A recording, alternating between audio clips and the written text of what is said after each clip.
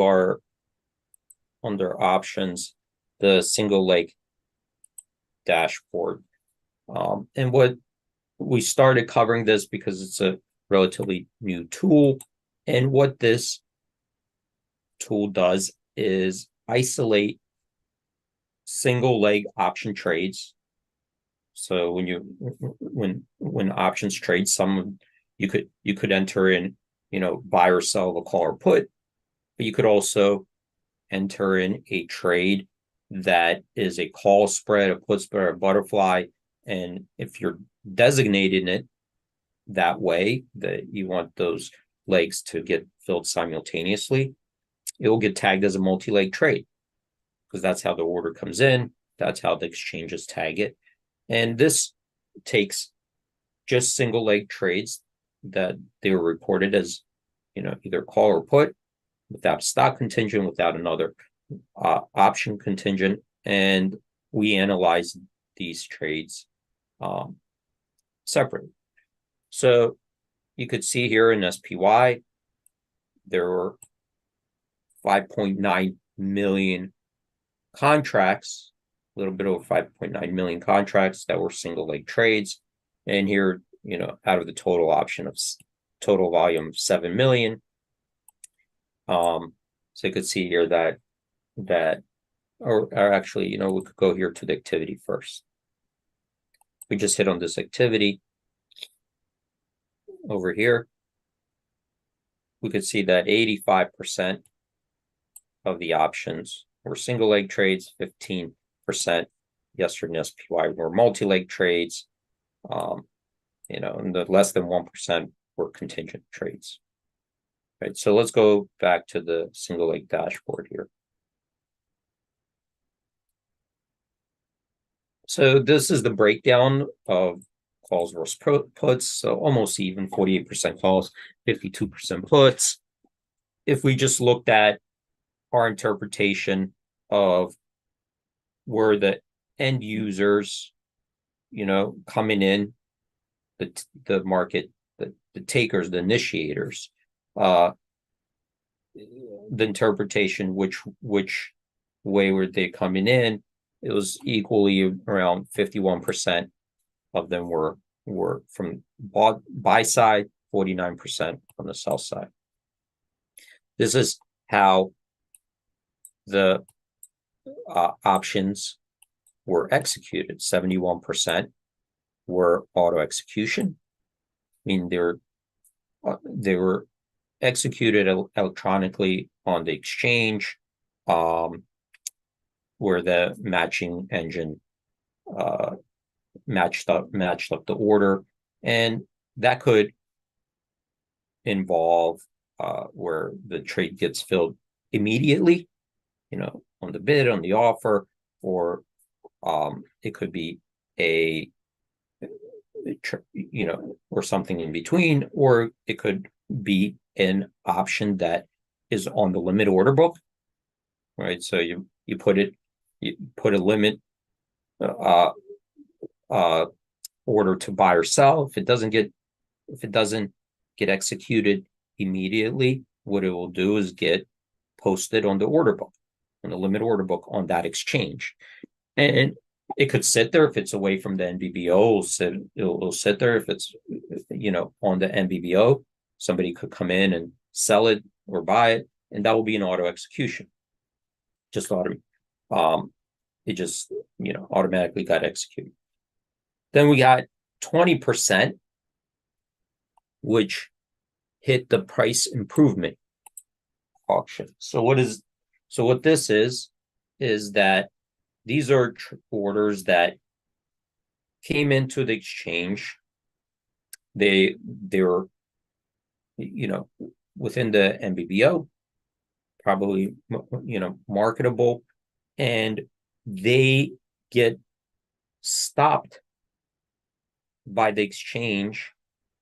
And before they get posted or executed, they get, we call flashed to the market makers and specialists for a price improvement, meaning that, let's say you wanted to buy something at $1.10, Well, there are competitors out there that may need to sell it.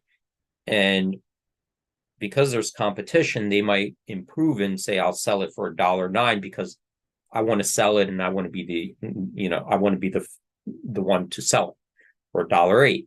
So what happens here is that 20% of the order flow hit the price improvement auction and got executed. And that just shows you that there's competition. There are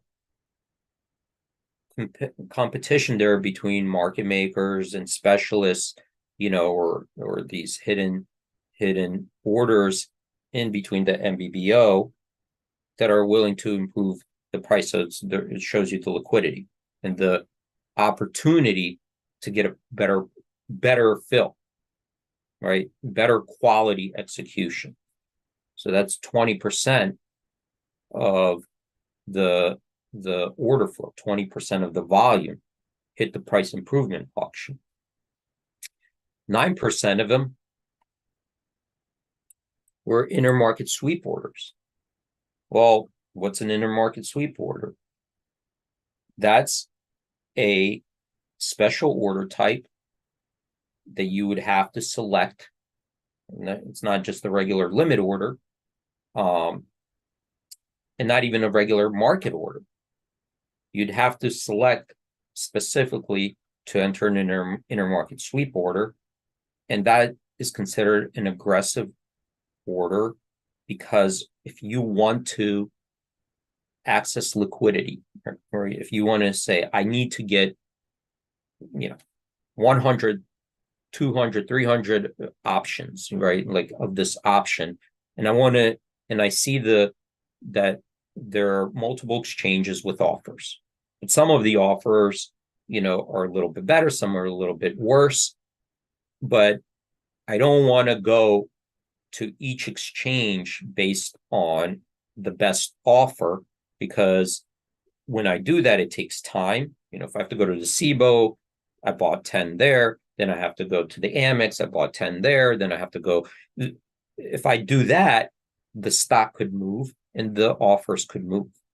So what an intermarket sweep order does is say, go simultaneously and take the offer or hit the bid on all these exchanges that I designate.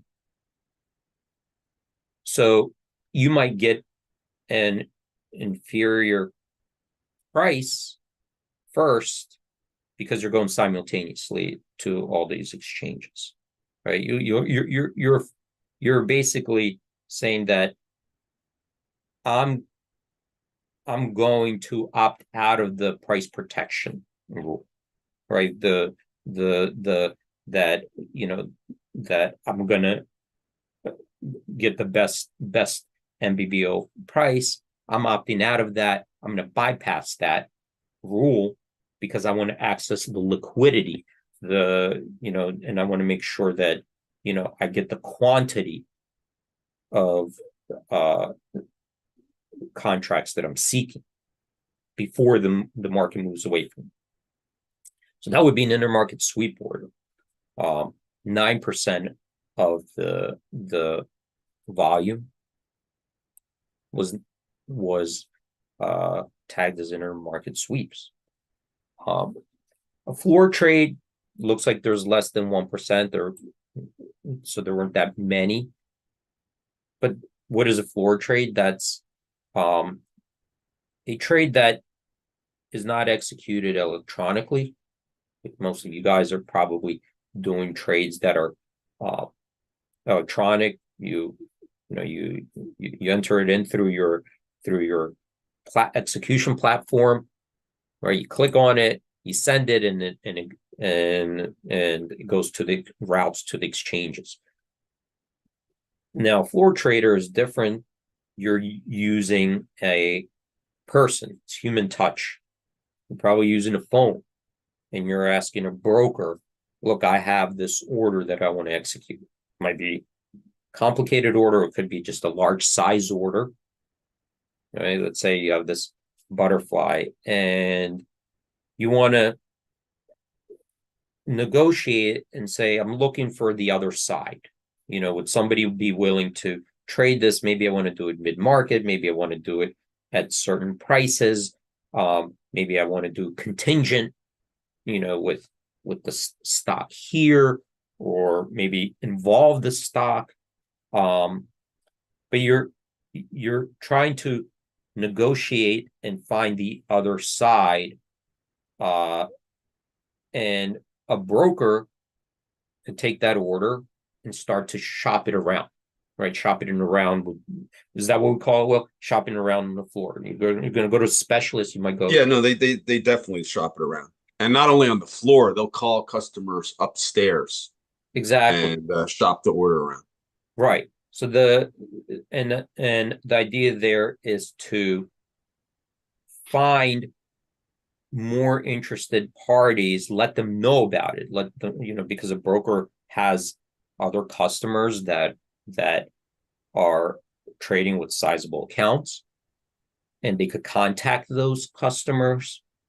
They could contact the specialists on different exchanges, right? They could go and call their specialists on the Amex and their market makers. They could call the Chicago specialists and market makers and say, hey, I'm shopping this around.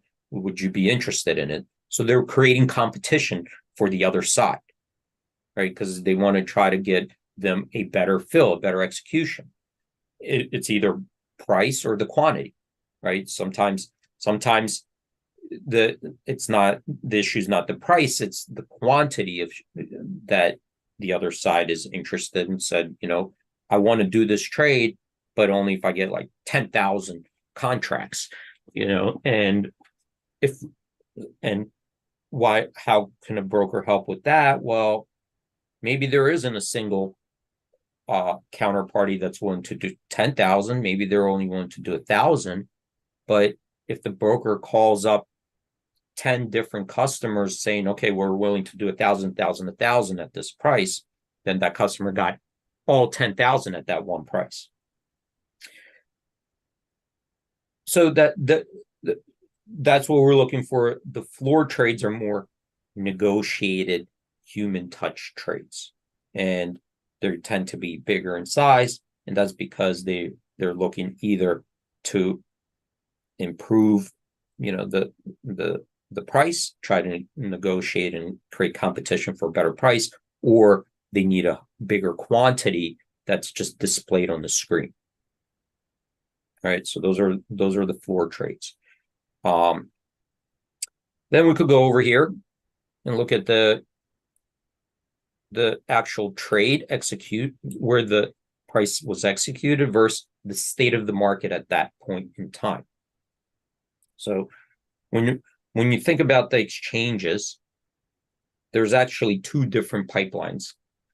There's one where they show you bids and offers. And bids and offers are what we call the state, what I refer to as it's the state of the current market, where somebody is willing to buy something at this price, and it's a firm bid, meaning that if you hit that bid, if you want to sell it on that bid, the person's obligated to buy it. So as long as it's being displayed on the exchange, if you're providing that liquidity, if you don't cancel it and somebody sells it to you, you're obligated to buy it. Hey, D? Yeah. Tiffany's asking, can you help define small in the trader size? Yeah. Okay. Yeah. So I'll get to that one too. So there are two different pipelines. One is it reports executions. One it reports the bids and offers, the liquidity, whatever the liquidity providers are displaying, and then the executions. All right. So we have liquidity providers, liquidity takers. So where did the execution occur relative to the bids and offers? So we see here 36% of the trades got executed where the bid was, 41% on the ask, 2% were below the midpoint, but closer to the bid, 2% were above the midpoint, closer to the ask. 1% were below the bid. 1% was above the ask. And this will happen when you have intermarket sweeps. Remember, we just discussed the intermarket sweeps can get an inferior price because they're going after the liquidity and they'll bypass the price protection rule. Right, 18% were right at midpoint. So this gives us an idea how these trades are executed versus the market. 18% is pretty good right at midpoint. So there's a good amount of liquidity, and we're talking about SPY here. So there's a good amount of liquidity in there. I'm going to scroll down here, and then, we have these breakdowns. And here, I should just probably put the breakdown here, but when we look at the orders, and the trades, right? So when we look at the trade executions, we know a couple things about it. One of the things we know about the trade execution is the volume, the size of the trade. We know the price, but we also know the volume. Was it one contract? Was it two contracts?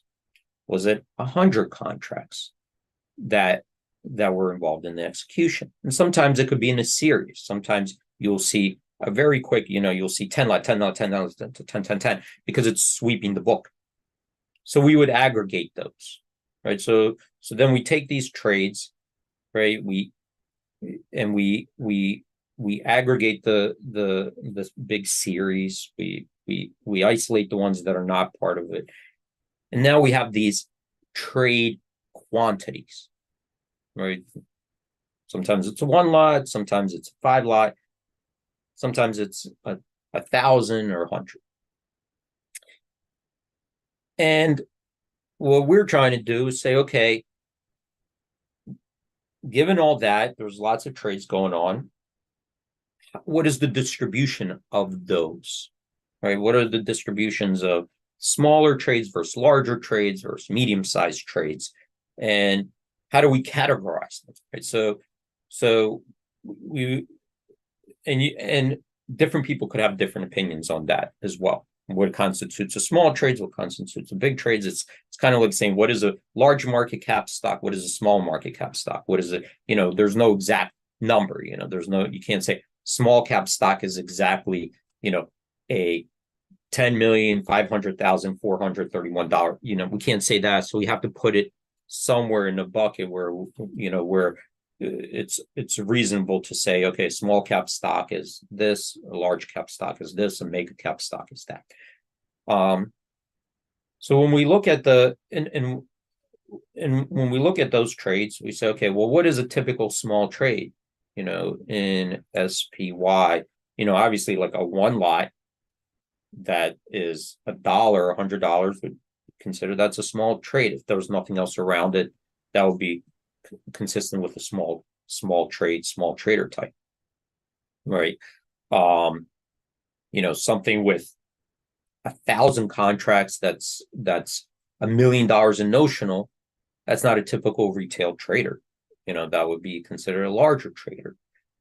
So when we created this, we said, okay, well, what kind of buckets can we create? We could create just very small and very large, but there's something in between there as well, right? There's something where there's very small trades that are occurring. There are very large trades, but there's also something in between. It's like you have small cap stocks, you have mega cap stocks, but you got like mid-size, you have large cap, right? So we came up with 4 different buckets.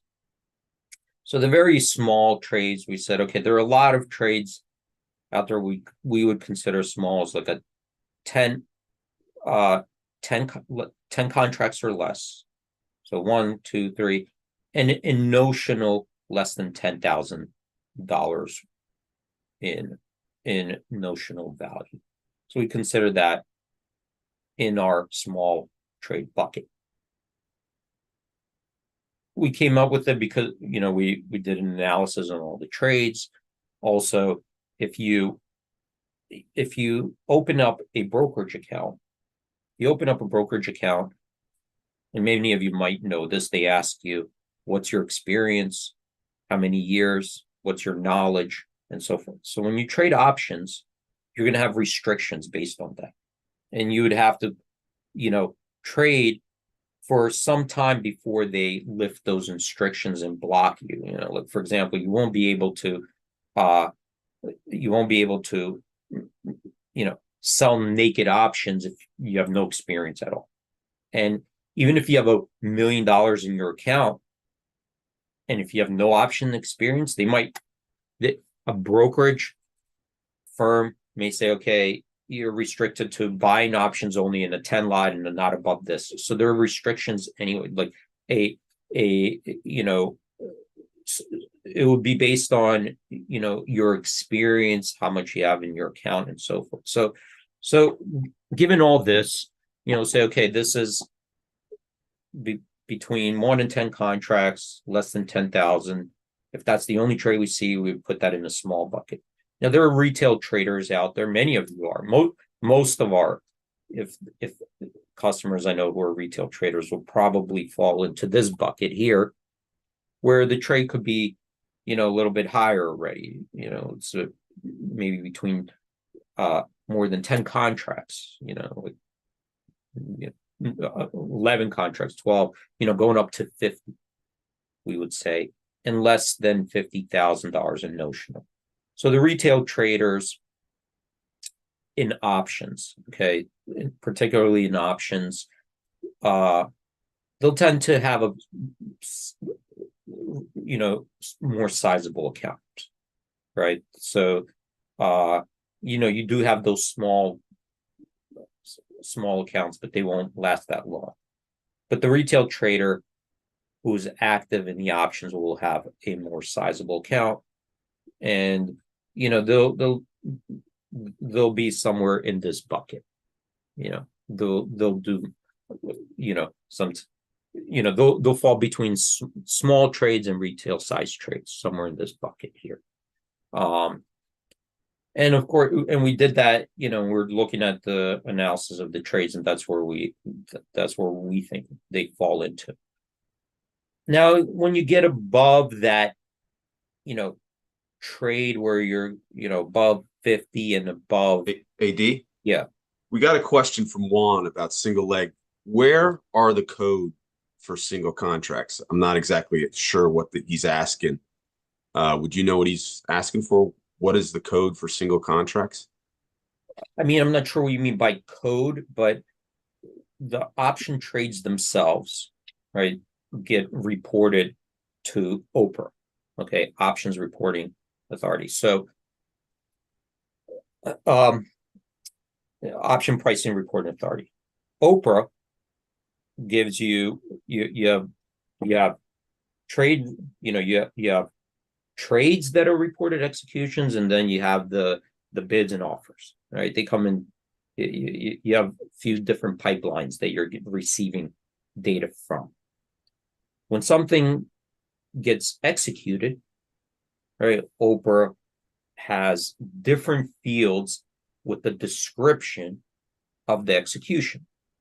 Okay, that comes from the OPRA feed that's reported from the executing member exchange to OPRA. OPRA has a standardized feed.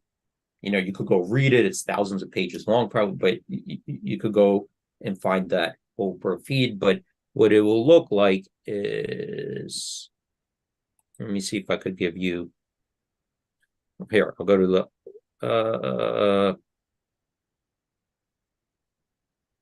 let me just go to a stock that's doesn't, let me try to go to the time and sales here.